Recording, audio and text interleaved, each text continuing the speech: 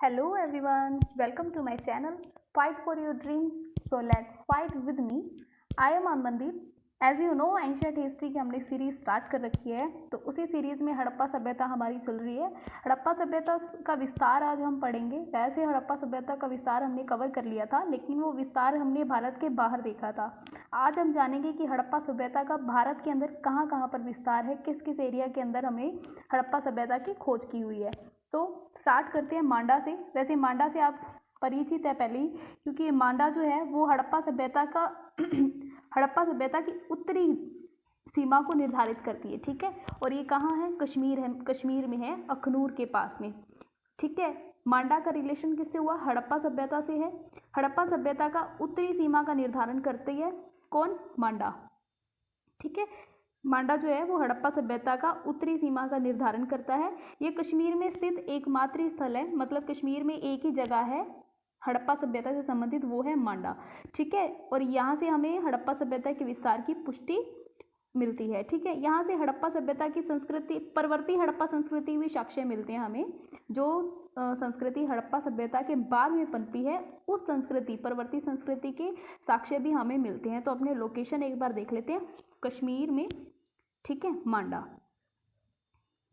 तो मांडा हमारे कश्मीर में है, यहाँ पर, इस जगह पर। ओके, याद रहेगा, मांडा यहाँ से उत्तरी सीमा का निर्धारण करता है मांडा। ठीक है, यहाँ से हमें परवर्ती हड़प्पा संस्कृति के साक्ष्य मिले हैं। जो संस्कृति हड़प्पा सभ्यता के बाद में पनपी है, उस संस्कृति के साक्ष्य भी हमें मिलते हैं। आई होप आपको मांडा अच्छे से याद हो गया होगा। तो चलते हैं नेक्स्ट पॉइंट पर। नेक्स्ट पॉइंट है हमारा रोपड़। ठीक है, नेक्स्ट पॉइंट है हमारा रोपड़। यह पंजाब के सतलुज नदी के बाएं, ठीक है, सतलुज नदी के बाएं और रूपनगर जिले में स्थित एक हड़प्पा कालीन नगर था। ठीक है, ये जो स्थल जो है, ये स्वतंत्र भारत का पहला हड़प्पा कालीन स्थल है।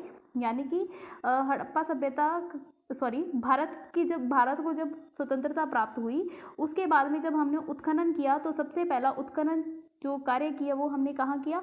रोपड़ में किया। ठीक है, यहाँ रोपड़ की क्या विशेषता है? यहाँ से कब्रों में पालतू कुत्ते के साथ मनुष्य के एक साथ दफनाए जाने के हमें क्या मिलते हैं? साक्ष्य मिलते हैं। उसके अलावा यहाँ पर हमें बैल की मूर्ति और मृत भांड भी मिलते हैं। कब्रों में पालतू कुत्ते और मनुष्य के एक साथ दफनाए जाने के साक्ष्य हमें और कहाँ मिलते हैं? आप मुझे कमेंट बॉक्स के अंदर लिख के भेजें, क्योंकि मैंने आपको इसके बारे में पहले बताया हुआ है। ओके, कश्मीर में ही है, इतना मैंने आपको हिंट दे दिया। तो अपने लोकेशन देख लेते हैं एक बार। रोपड़ की सतलुज नदी के बाईं ओर है। ठीक है, तो सतलुज नदी आप एक बार देख लीजिए कहाँ है। ये रही सतलुज नदी, ये रही। ठीक है, इसके बाईं ओर है, यानी ऊपर वाली साइड में है, इधर है। ओके, आई होप आपको याद हो गया होगा। रोपड़ सतलुज नदी के बाईं ओर है। ठीक है, ये स्वतंत्र भारत का पहला हड़प्पाकालीन स्थल है। स्वतंत्र भारत का पहला हड़प्पाकालीन स्थल है।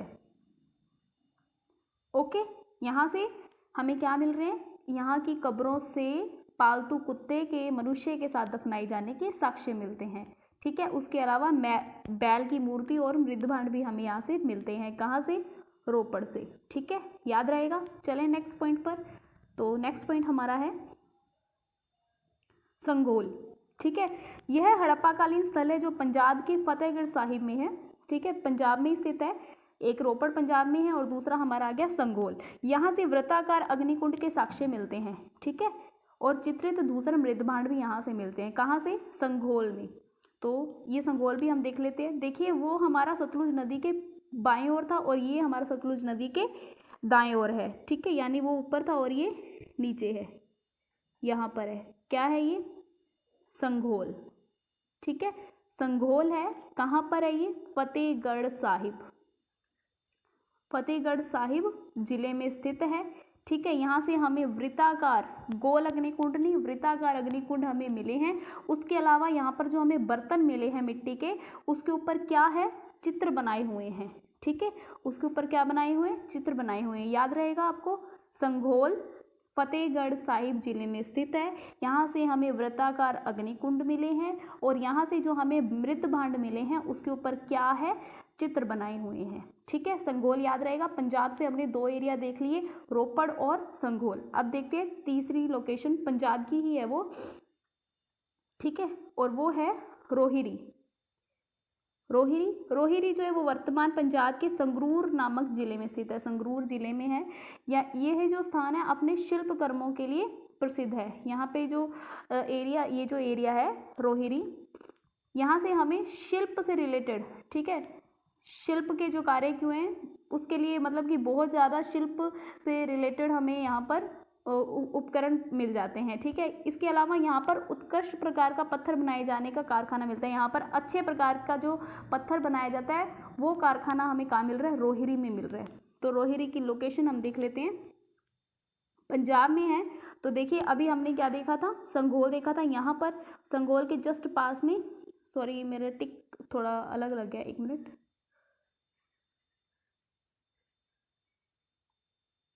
वेट, हाँ जी, तो यहाँ पर है संघोल इधर।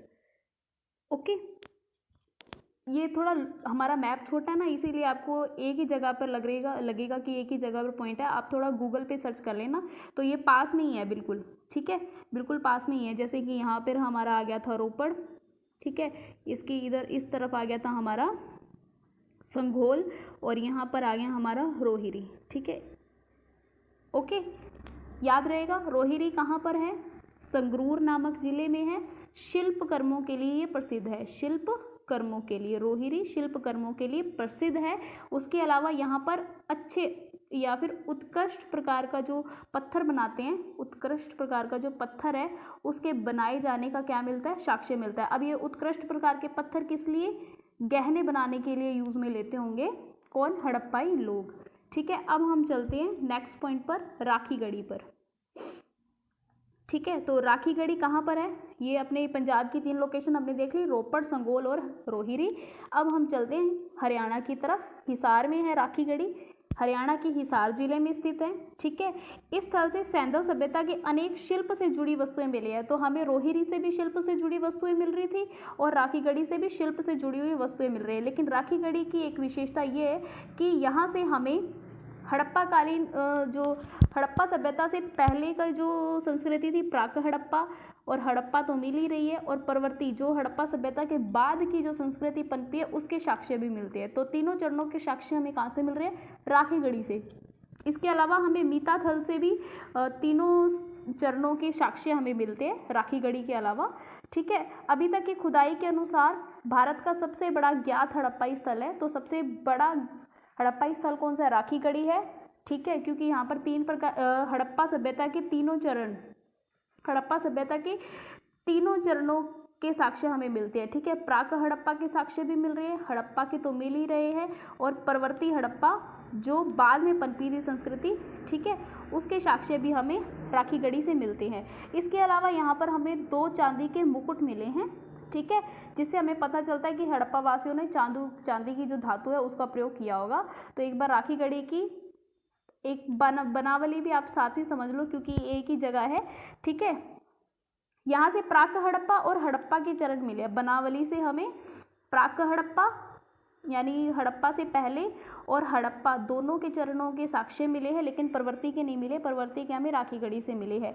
यहाँ से अच्छे किस्म की जौ, सरसों और राई के साक्ष्य मिलते हैं। और यहाँ के जो मकान हैं, इनके मकान के अंदर हमें अग्निवेदियाँ मिलती है। ठीक है, और यहाँ से हमें मिट्टी के खिलौने का हल मिला है। ठीक है, मिट्टी का बना हुआ खिलौना है जो हल है वो हमें मिलता है बनावली में। उसके अलावा हमें कहाँ से मिलता है, कालीबंगा से भी हल मिलता है। ठीक है, ओके, हरियाणा के हिसार जिले में ही है। इससे बनावली से प्राक और हड़प्पा दोनों चरणों को साक्ष्य मिलते हैं, जबकि हमें राखी गढ़ी के तीनों चरण मिलते हैं। तो लोकेशन अपने देख लेते हैं। ठीक है, तो लोकेशन यहाँ पर है इधर। ठीक है, ये है हमारा राखी गढ़ी बनावली, और ठीक है, दोनों एक ही जगह पर है ये।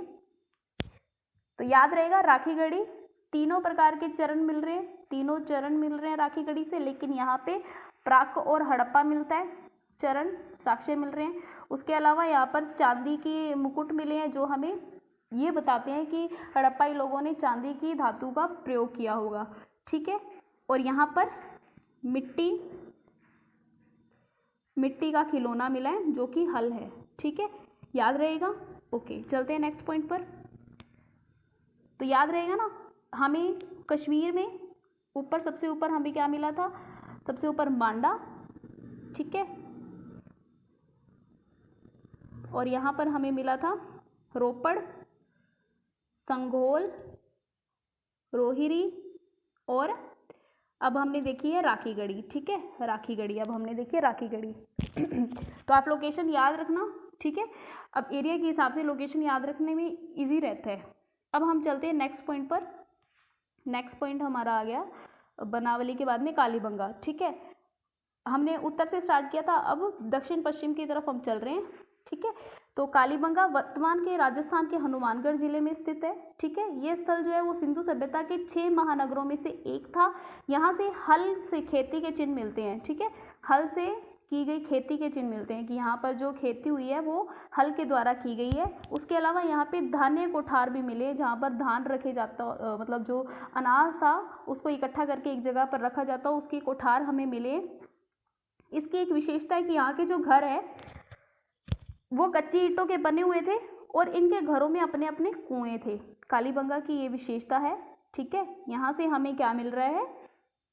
हल से खेती के चिन्ह मिल रहे हैं, धान कोठार पाए जा रहे हैं, खेती हो रही है तो धान तो हो गई। ठीक है, उसके धान्य, धान्य है ये, धान्य। ठीक है, उसके अलावा ठीक है, उसके अलावा यहाँ के जो घर है वो कच्ची ईंटों के बने हुए हैं। ठीक है, और अपने अपने घरों में यहाँ पर क्या थे? कुएं थे। उसके अलावा यहाँ पर अग्नि स्तंभों वाले चबूतरे भी मिले हैं। ठीक है, यहाँ से सार्वजनिक नालियों के साक्ष्यों का अभाव है। जो सार्वजनिक नालियाँ हमने हड़प्पा में देखी थी ना, उन नालियों का यहाँ पर क्या अभाव है, यहाँ पर वो नालियाँ नहीं पाई गई है। तो कालीबंगा की लोकेशन राजस्थान के हनुमानगढ़ जिले में है, तो ऊपर ऊपर ही रह जाता है हनुमानगढ़ जिला जो है। ठीक है, यहाँ पर, हाँ जी, यहीं पर है कालीबंगा। याद रहेगा आपको, कालीबंगा हनुमानगढ़ जिले में अवस्थित है और ये 6 महानगरों में से एक महानगर है। ठीक है, यहाँ से हल से खेती के चिन्ह मिलते हैं। उसके अलावा यहाँ पर धान्य कोठार भी पाया गया है, अग्नि स्तंभों वाले चबूतरे मिले हैं और सार्वजनिक नालियों का यहाँ पर अभाव है। कच्ची ईंटों के घर बनाए हुए थे और प्रत्येक घर में अपने अपने कुएं थे। याद रहेगा। अब चलते हैं नेक्स्ट पॉइंट पर। अब आगे हम राजस्थान में एक ही जगह है कालीबंगा। अब नेक्स्ट पॉइंट है आलमगीरपुर। तो ये आलमगीरपुर से भी आप परिचित है, जब मैंने हड़प्पा सभ्यता का विस्तार बताया था आपको, है ना। तो कहाँ तक था इसका पूर्वी विस्तार? आलमगीरपुर तक था।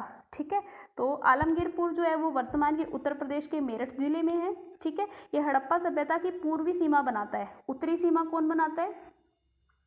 मांडा।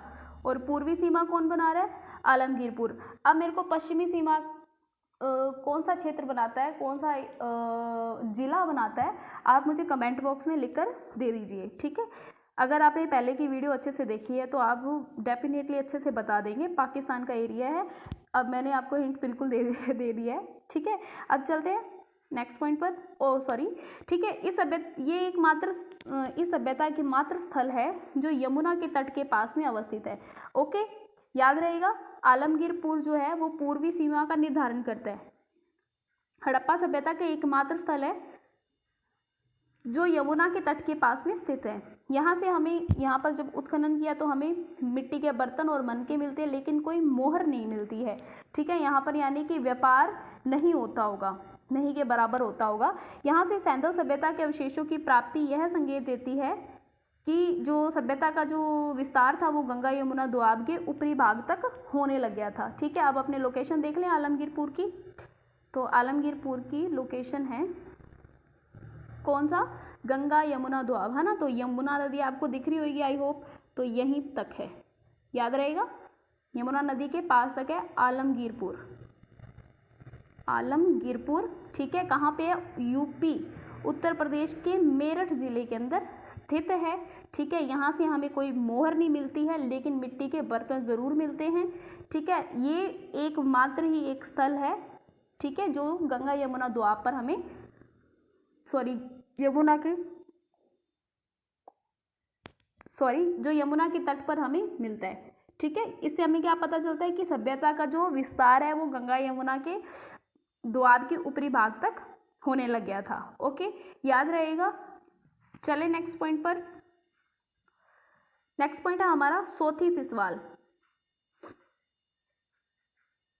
ये स्थल जो है परवर्ती हड़प्पा संस्कृति और ताम्रपाषाण संस्कृति दोनों से संबंधित है। अभी तक हमने पढ़ा क्या है, हड़प्पा सभ्यता, हड़प्पा सभ्यता, प्राक हड़प्पा और कौन सी, परवर्ती हड़प्पा। हाँ जी, परवर्ती हड़प्पा संस्कृति।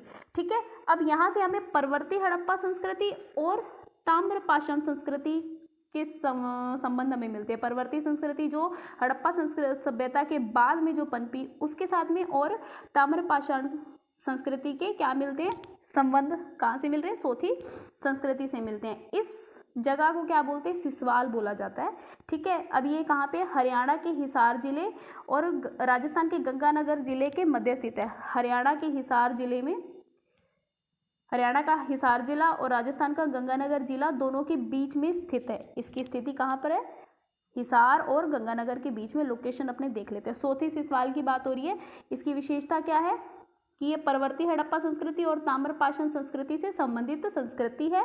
ठीक है, और इसका क्या है, इसको सिसवाल के नाम से जाना जाता है। इसकी वर्तमान स्थिति क्या है, हिसार जिले और गंगानगर जिले के बीच में है। तो हिसार जिला और गंगानगर जिला कहाँ रह जाता है, यहाँ पर, एक मिनट, इधर रह जाएगा। ठीक है, हमने अभी हनुमानगढ़ देखा था, हनुमानगढ़ की इस वाली साइड में है। ठीक है, ये वाला, हाँ जी बिल्कुल, ये एक मिनट वेट करेंगे।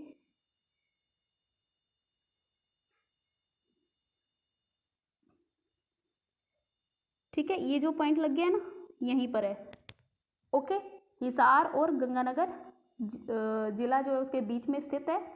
कौन, सिसवाल। ठीक है, ये परवर्ती हड़प्पा संस्कृति और ताम्रपाषाण संस्कृति के बीच का संबंध वाली संस्कृति है, सोथी संस्कृति। इसको सिसवाल के नाम से जाना जाता है। ठीक है, याद रहेगा आपको। चले नेक्स्ट पॉइंट पर।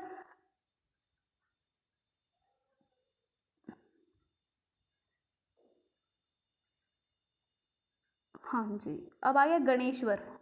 राजस्थान में कालीबंगा के अलावा जो जगह है जो ज़्यादा इंपॉर्टेंट नहीं है लेकिन हमें पता होनी चाहिए, लेकिन कालीबंगा सबसे इंपॉर्टेंट है। ठीक है, गणेश्वर जो है वो राजस्थान के सीकर जिले में है। ठीक है, यह है हड़प्पाई फिर बाद में ताम्रपाषाण चरण से संबंधित स्थल है। तो हमने पहले भी देख लिया, जो सिसवाल संस्कृति है वैसी संस्कृति यहाँ पर मिल रही है हमें सीकर में। पहले हड़प्पाई संस्कृति थी यहाँ पर। ठीक है, फिर बाद में ताम्रपाषाण चरण से संबंधित ये स्थल है। 2800 ईसा पूर्व पुराने इस स्थल से हमें हड़प्पा सभ्यता के लोग इस स्थल से हड़प्पा सभ्यता के लोग तांबे का आयात करते थे। 2800 ईसा पूर्व पुराना ये स्थल है। यहाँ से हड़प्पा सभ्यता के लोग क्या करते थे, तांबे का आयात करते थे। यहाँ से तांबे के तीर और मछली के कांटे और चूड़ियाँ मिली है। ठीक है, तो तांबे का आयात करते थे, तो तांबे के तीर यहाँ से मिल रहे हैं, उसके अलावा मछली के कांटे और चूड़ियाँ मिल रही है। याद रहेगा आपको। गणेश्वर राजस्थान के सीकर जिले में है। ठीक है, यहाँ पर हड़प्पाई और फिर बाद में ताम्रपाषाण चरण से संबंधित ये स्थल है। ठीक है, और इस स्थल से लोग क्या करते थे, हड़प्पाई लोग तांबे का आयात करते थे। तो आयात करने से क्या मिल रहा है हमें, यहाँ पर तांबे के तीर मिल रहे हैं, और ये यहाँ पर स्थित है सीकर जिले में। ठीक है, ये सीकर है।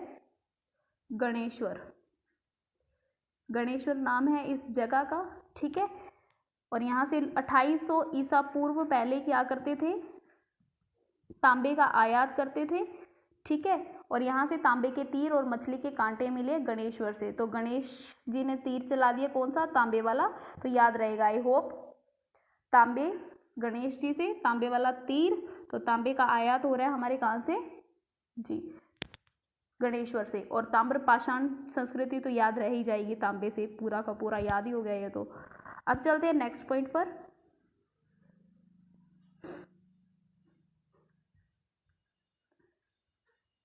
बालाथल। ठीक है, बालाथल जो है ये राजस्थान के उदयपुर जिले में है। हड़प्पाई सभ्यता के क्षेत्र के बाहर मिला सबसे प्राचीन गांव है। तो हड़प्पा सभ्यता के क्षेत्र से बाहर मिला सबसे प्राचीन गांव है। तो याद रहेगा, सबसे प्राचीन गांव बालाथल, ठीक है। इस स्थल से ताम्रपाषाण जीवन के भी साक्ष्य मिलते हैं। यहाँ के लोग पशुपालन और कृषि करते थे। यहाँ से मिट्टी की ईंटों के घर मिले हैं, ठीक है।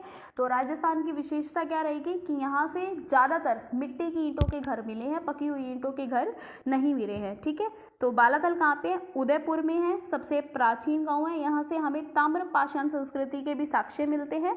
और उसके अलावा यहाँ के लोग क्या करते थे? पशुपालन करते थे और कृषि करते थे। और राजस्थान के अंदर पाए गए क्षेत्रों की विशेषता क्या है? विशेषता ये है कि यहाँ पर जो घर पाए गए हैं वो कच्ची ईंटों के पाए गए हैं। तो लोकेशन एक बार अपने देख लेते हैं।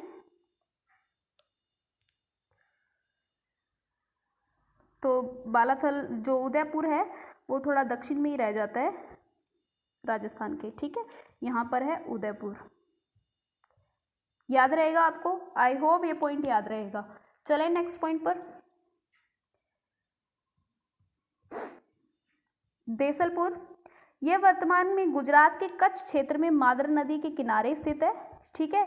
यह एक प्राचीर युक्त नगर था जिसका निर्माण पत्थर और मिट्टी के गारे से किया गया था, ठीक है। देसलपुर एक प्राचीर युक्त नगर था जिसका निर्माण कैसे किया गया था? पत्थर और मिट्टी के गारे से किया गया था। गुजरात के कच्छ क्षेत्र में स्थित है। तो कच्छ क्षेत्र कहाँ है आपको पता ही होगा। लोकेशन एक बार देख लेते हैं। ये लीजिए, यहाँ पर है कच्छ क्षेत्र। सॉरी, ये पॉइंट गलत लग गया मुझसे। यहाँ पर अब बिल्कुल सही लगा है, ठीक है। यहाँ पर है हमारा कच्छ क्षेत्र, ओके। यहाँ पर मादर नदी है, मादर नदी के किनारे है। ये प्राचीर युक्त एक क्षेत्र है, सॉरी नगर है, जिसका निर्माण पत्थर और मिट्टी के गारे से किया गया था। क्या नाम है इस एरिया का? देसलपुर। याद रहेगा आपको? आई होप ये याद रहे अच्छे से। हमने राजस्थान की सारी लोकेशन देख ली है, ठीक है। राजस्थान से कौन कौन सी लोकेशन थी? बालाथल थी, कालीबंगा थी, गणेश्वर थी, और हमारा सिसवाल, सोथी सिसवाल जो एरिया था, ठीक है। वैसे वो हिसार और राजस्थान के बीच का ही था। उसके अलावा हमने यूपी में देख लिया था, आलमगीरपुर एक ही जगह थी। और हरियाणा के अंदर हमारा क्या आ रहा था? राखीगढ़ी, बनावली आ रहा था, ठीक है। याद रहेगा आपको? फिर उसके बाद में पूर्व के अंदर हमारा, सॉरी उत्तर के अंदर मांडा। तो अब हम आ गए गुजरात वाली साइड में। तो गुजरात में हमने एक एरिया देख लिया, कौन सा? देसलपुर, ठीक है। कच्छ के क्षेत्र में यहाँ से हमने स्टार्ट कर लिया, इसको इधर से स्टार्ट कर लिया, ठीक है। यहाँ से, सॉरी यहाँ से हमने स्टार्ट कर लिया। अब नेक्स्ट पॉइंट पर हम चलते हैं। फिर आते हैं हम धोलावीरा पर। धोलावीरा जो है, ये जो स्थान है ये गुजरात के कच्छ क्षेत्र के भचाऊ तालुके से में स्थित है, ठीक है। यहाँ से हमें त्रिस्तरीय विभाजन मिलता है। हड़प्पा सभ्यता में हमें क्या, एक तो ऊपरी जो जिसे हम दुर्ग, ऊपरी टीला जिसे हम दुर्ग कह रहे थे, और निचला टीला जिसे हम क्या कह रहे थे? नगर कह रहे थे, है ना। यहाँ पर 3 स्तर बांटे गए हैं, ठीक है। त्रिस्तरीय विभाजन किया गया, ओके। ये अपवाद है धोलावीरा के अंदर, ठीक है। ये इस स्थल से हमें क्या मिल रहा है? 16 जलाशय मिल रहे हैं। यहाँ की जो जल प्रबंधन की व्यवस्था है सबसे बेस्ट है। यहाँ से सफ़ेद पॉलिशदार पाषाण खंड मिले हैं, ठीक है। यानी कि पाषाण खंड यानी पत्थर के टुकड़े मिले हैं जिसे पॉलिश किया गया है, ठीक है। जो स्तंभों के रूप में, पहले स्तंभ के रूप में थे, बाद में ये टूट गए, तो अब ये पत्थर के खंडों के बीच में के रूप में रह गए, ठीक है। धोलावीरा कहाँ है? गुजरात के कच्छ क्षेत्र के भचाऊ तालुके में स्थित है। इसकी विशेषता क्या है? यहाँ पर त्रिस्तरीय विभाजन किया गया है, ठीक है। यहाँ पर 16 जलाशय हमें मिले हैं। यहाँ का जो जल प्रबंधन है, 16 जल है, जल से जलाशय है, तो जलाशय सबसे बेस्ट जल प्रबंधन निकाय, सॉरी व्यवस्था कहाँ की गई है? धोलावीरा में की गई है, ओके। तो धोलावीरा की लोकेशन अपने देख लेते हैं एक बार। धोलावीरा की लोकेशन है यहाँ पर, ठीक है। यहाँ पर है धोलावीरा की लोकेशन, ठीक है। ये वाला, हाँ जी, यहाँ पर है धोलावीरा। याद रहेगा? एक मिनट में सही लगा देती हूँ। यहाँ पर है, ठीक है, धोलावीरा। याद रहेगा आपको? धोलावीरा गुजरात के कच्छ क्षेत्र के भचाऊ तालुके में स्थित है। यहाँ पर 16 जलाशय पाए गए हैं। त्रिस्तरीय विभाजन किया गया है। जल प्रबंधन की बेस्ट प्रबंधन यहाँ पर किया गया है, जल प्रबंधन का, ठीक है। सबसे व्यवस्था कहाँ की गई है? उत्कृष्ट व्यवस्था धोलावीरा में की गई है, ओके, उसके अलावा यहाँ पर हमें जो हड़प्पाई लिपि है उसके साक्ष्य भी हमें धोलावीरा से ही मिलते हैं। ठीक है, नेक्स्ट पॉइंट पर हम चले तो देखते हैं रोजदी। रोजदी जो है गुजरात राज्य के राजकोट जिले में स्थित है। कहाँ स्थित है? राजकोट जिले में स्थित है। यहाँ से कच्चे ईंटों के चबूतरे मिले हैं। यहाँ से जल निकासी प्रणाली के साक्ष्य मिल रहे हैं, जो हमें धोलावीरा के अंदर बताया गया था जल प्रबंधन की सबसे बेस्ट व्यवस्था की गई है। उसके अलावा जल निकासी प्रणाली के साक्ष्य हमें कहाँ मिल रहे हैं? रोजदी में मिल रहे हैं। उसके अलावा यहाँ पर हमें हड़प्पा संस्कृति के साथ साथ में हड़प्पा सभ्यता के साक्ष्यों के साथ साथ में प्राक हड़प्पा और परवर्ती हड़प्पा के संस्कृति के साक्ष्य भी रोजदी से मिलते हैं। ठीक है, तो लोकेशन अपने रोजदी देख लेते हैं कहाँ पर है।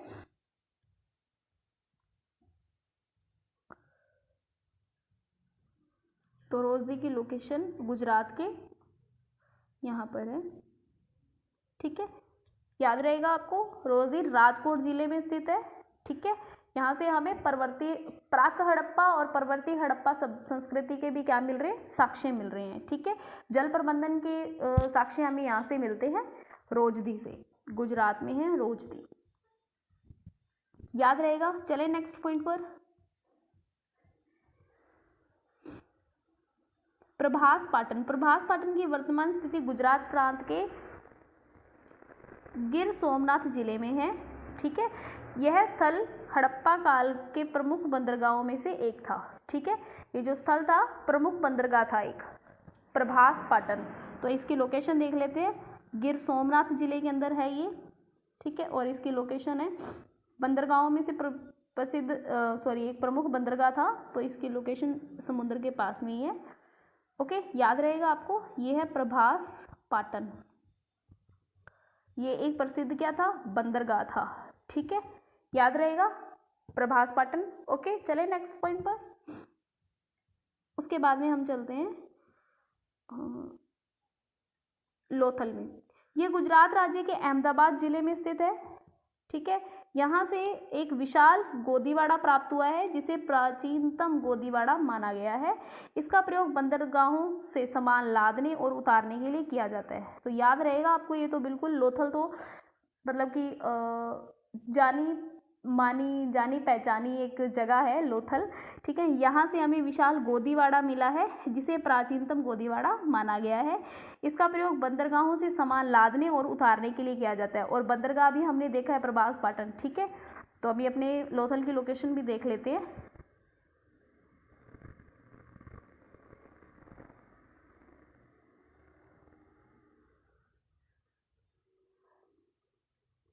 लोथल की लोकेशन यहाँ पर है। ठीक है, लोथल, इसका जो लोथल की क्या विशेषता है? लोथल की विशेषता ये है कि यहाँ से विशाल गोदीवाड़ा मिला है, जिसे विश्व का प्राचीनतम सबसे पुराना गोदीवाड़ा माना गया है। ठीक है, इसका प्रयोग किस लिए होता था? बंदरगाहों से सामान लादने और उतारने के लिए किया जाता था। ठीक है, याद रहेगा, अहमदाबाद जिले में स्थित है। चले नेक्स्ट पॉइंट पर। नेक्स्ट पॉइंट है हमारा दायमाबाद। ठीक है, तो ये महाराष्ट्र के अहमदनगर जिले में स्थित है। ठीक है, यह स्थल दक्षिण में हड़प्पा सभ्यता की सांस्कृतिक सीमा निर्धारण करता है। उत्तर में हमारी मांडा, पूर्व में बताइए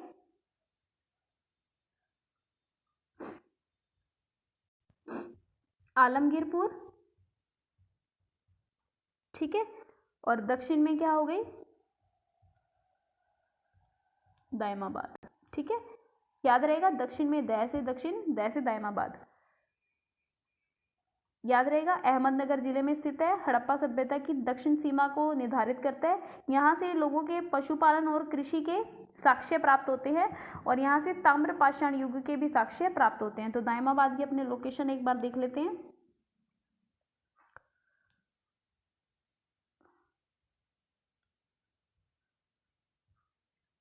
यहाँ पर है दायमाबाद की लोकेशन। ठीक है, याद रहेगा। ओके, तो आज का टॉपिक हमारा खत्म होता है। I hope you like the video. If yes, don't forget to like, share and subscribe. Bye, take care, thank you, जय हिंद।